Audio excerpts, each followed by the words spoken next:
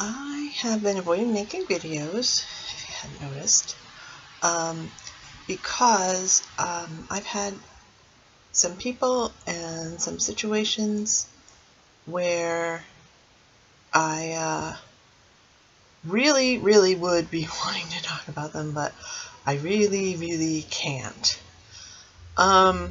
Because I don't think that would be fair. I mean, every once in a while I say something about my son, and then I have to immediately think about it and delete the video because, and my son is very into the YouTube lifestyle and wants to be a YouTuber himself and wants me to plug his channel and blah, blah, blah.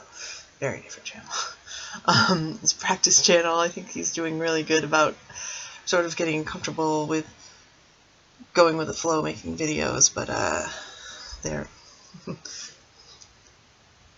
yeah, they're very cute, but they're not great videos. So anyway, but because he wants to be on YouTube and wants to sort of be open, I talk about him, but I still overshare. These other things that are going on in my life, if I say even one word, it'll be an overshare, and that would be bad. So basically, I know that if I start talking, I'll say something I shouldn't, so I've been avoiding talking, but I did want to pass along a tip, which is to, it's the idea of being non-reactive, which you would think this is an avoidant default, but it really, really isn't. When an avoidant person is like actively avoiding, it's really obvious to anybody that there's something going on with that person and they're weird, and it does sort of bring attention to them when you're actively avoiding something or somebody. And I don't know if you can hear my cat. He's right here next to me. Anyway,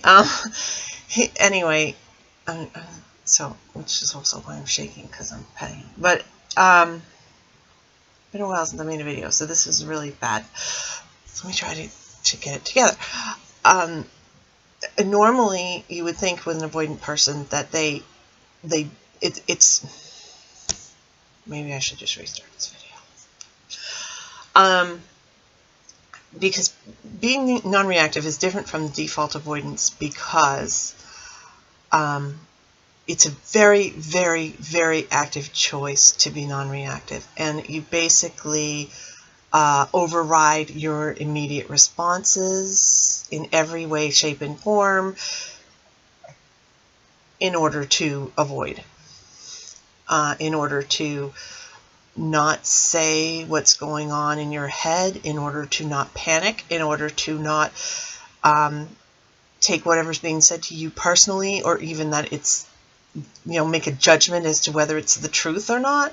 Just sort of let it wash over you. And I know I've said this before, like, that's how I avoid panic attacks, is by letting it wash over me and not letting it sink in. And I wish I remember how I learned to do that, because I think that would be really helpful if I could, get people to understand how exactly to do that, because it's not that it's difficult, it's just that it wasn't automatic, and I did have to learn how to do it. So the steps to being non-reactive is, well, first I had to have it pointed out to me that that was a choice that I can make to be non-reactive. And then I had to really be aware. You don't respond immediately. You always take time in your response, whatever it is, to think before you do whatever or say whatever, and decide. I mean, it sounds bizarre, because if you're so into it as an avoidant person that you're just reacting to everything immediately, to the idea that you can decide really what's best, and to say, okay, I'm having an avoidant response about this. I don't want to have that reaction. I want to, for whatever reason, the thing is that what I'm going through is I don't have a choice about, really, when it comes down to it, about dealing with what I'm dealing with. I mean, I could, but I'd be a really crappy person if I just bailed. And I cannot, in any way, shape, or form, control the reaction of other people at all. I can be grateful when they are sane and try not to take it personally when they're not. And that is basically it. That's all I can do. So that's what I've been trying to do, is to not react when the crazy train comes to town. I mean, and again, it's a difference. It's a difference between being non-reactive and being a doormat. You know, if somebody is really saying something that's not appropriate or is abusive, I shut that right down, and and then deal with the consequences of that. But that has to be done. You know, I don't accept that. And how that came to be, actually, that took years, and I tell you exactly what happened, which was, I do have a son, and he was seeing how people were interacting with me, and because of that, I had to make a choice. Is he going to watch me be abused, or am I going to be a decent parent and not force him to see that? So, I mean, I had that line in the sand, and I mean, it was absolutely clear as a bell. I can't let him see this happen to me. So, it's really different when he's not around, because then it's harder for me to stick up for myself. But he is around, so I do stick up for myself. So again, there's this really clear difference between if somebody is really taking advantage or being abusive or whatever, disrespectful, that no. And again, it's not that I'm reacting personally. I'm just like, no, this is not acceptable. Like, for instance, if I mean, it's the same as us. I don't know if you guys would do this, but it's exactly the same as people who would be like, I refuse to listen and to have somebody say a racist joke, and I'm willing to speak up and say that that's not acceptable every time. It's basically that exact same thing. It is not acceptable for people to be abusive or disrespectful of me. So I don't let that happen.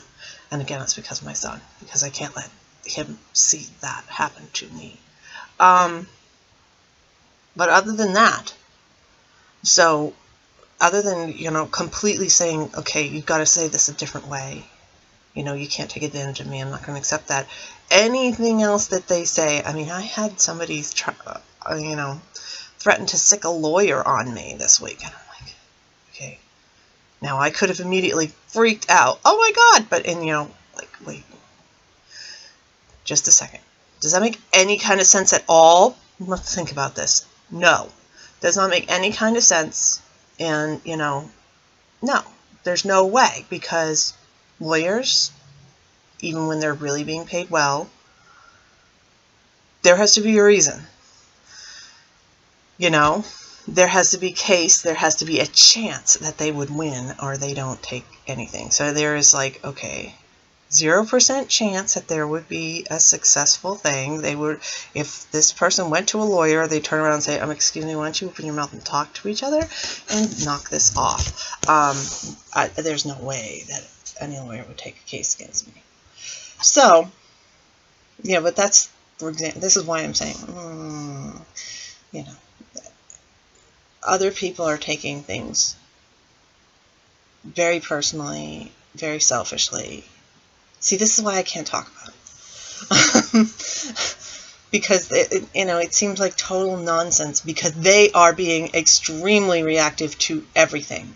And they want things a certain way, and if it's not going to be that way, and it can't be that way, then they're going to flake out. That's being reactive. What I'm trying to do very much is to just say, well, actually even recognizing that is being reactive and not saying, okay, this is reality. What is happening and what that person is saying is reality. No, that's their interpretation of reality, and It's very, very biased, and it's inaccurate. And so that's being non-reactive, is to not just be right there and give as good as I'm taking. And again, that's hard. And I mean, I'm practicing it. And again, this is why I'm being silent, and I'm alluding to things that I don't think I should even be alluding to them. And it's not even because, you know, yeah, I had somebody threaten to sick a lawyer on me. It's not even that. It's that I sort of feel like I'm invading their privacy by even bringing it up at all. But then again, you know, they did do this. And, you know, it might be embarrassing if they stumble across this video and realize, oh my God, you know, they're probably trying to forget that anything of it ever happened. But you know what? It did happen, and whatever. So, yeah. So I'm kind of rambling, and I'm talking about things that I shouldn't be talking about, so I'm not really saying much. But basically, let me try this again. The difference between avoidance and non-reactivity, which is pretty strong, and again, a really great tool if you can do the non-reactive thing, is even though avoidance is to shut down, avoid people, get away from everybody, and to try to you know, to not interact, that is still a reaction. And it's not necessarily the healthiest reaction. It's like when you're lost in the woods, they say to stay in one spot and wait for people to come to you. That's kind of what being non-reactive is you just like, okay, this person is absolutely flipping out for whatever reason. They're having a tantrum. I recognize that they're having a tantrum. I'm going to let them burn themselves out, and then we can talk again. That's what being non-reactive is, and I highly recommend it. I don't know how well it would work in non-superheated situations, but I can see that it would work really, really well. Like in a work situation when your boss comes over and is like, rah, rah, rah, this, that, and the other, and, you know, your immediate response is to pull away and avoid and, you know, leave and never come back and never see this person again. To be non-reactive in that situation would be then to say, okay, this really isn't personal. It's not about me. It's a feedback about the job that was done. And it could be that the person has something else going on. Could be that they just got reamed out by their boss. And it's, you know, shit rolls downhill, basically, that sort of thing. You know, just take a breather. Try to look at the actual facts, not how it was said, etc. Make sure I'm not being disrespected. If I'm not being disrespected, then look at what actually needs to be done. You know, in the situation that I had, it was a person that didn't have enough information and was making up massive fantasies about what was going on, and trying to suggest things that just didn't make any sense because didn't have any information about what was happening. Like, okay, the problem is this person doesn't know what's going on. So how my reaction, my non-reaction, what I was going to do is, let me give you some really basic facts and information, and then maybe you can chill. And it's exactly what happened. Total chill out. All the posturing and the blustering stopped. You know, it's like, okay, you know what? I don't really know what's going on here, and I'm going to just, like, get some more info and come back to you. And I'm not going to badger and pester you and make threats anymore. Yes. So being non-reactive, if you can try this, if you can practice this, I wish I knew, maybe I'll look up some places online and put a link in the description. Because I really highly suggest this as a tool in dealing with people. But you've got to learn it, you've got to practice it. But it works. It works really, really well if you can do it. It still hurts. It still freaks you out. But it's sort of damage control. You don't, like, make things worse if you can possibly hold off on your reaction.